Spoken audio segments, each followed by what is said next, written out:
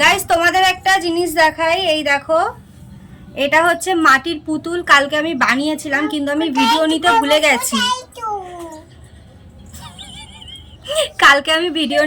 গেছি। তো আজকে হচ্ছে অর্ধেক কমপ্লিট হয়েছে, তা তোমাদেরকে দেখাচ্ছি। দেখো যাও, গলাটা ফেটে গেছে, ওটা জাস্ট ইগনোর করো, ওটাকে আমি ঠিক করে নেব পরে। তো এইটা হচ্ছে আমার বানানো মাটির পুতুল, আর এটাকে এখন আমি কালার করছি।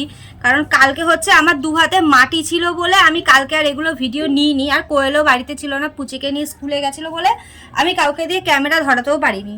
তো ওই জন্য ভাবলাম যে চলো আজকে তোমাদের সাথে শেয়ার করি। এখনো পুরোটা রেডি হয়নি, এটাকে কালার করছি। হ্যাঁ, এবার আমি এটা বলে দিই যে এটা কি কি দিয়ে কালার করছি।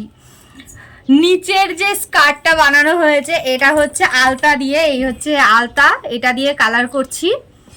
আর তো আলতা দিয়ে কালার করছি, আর ওপরের যে ইয়েলো কালারটা হয়েছে যেটা দিয়ে আমি এই ওপরে ব্লাউজটা বা টপ যাই হোক একটা বানিয়েছি, সেটা হচ্ছে এই যে কালার, এটা কি জানো তো, এটা হচ্ছে এই ফুড কালার।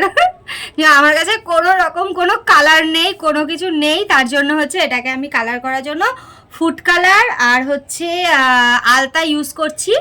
আর এরপরে যেগুলো হবে মানে চুল, এই চুল বানানোর জন্য হচ্ছে ব্ল্যাক কালার লাগবে। ওটা আমি কি দিয়ে করবো জানো, আমার যে আইলাইনার আছে, আইলাইনার নয়তো নেল পলিশ, একটা ব্ল্যাক কালারের নেল পলিশ আছে, ওটা দিয়ে আমি বাকিটা করব।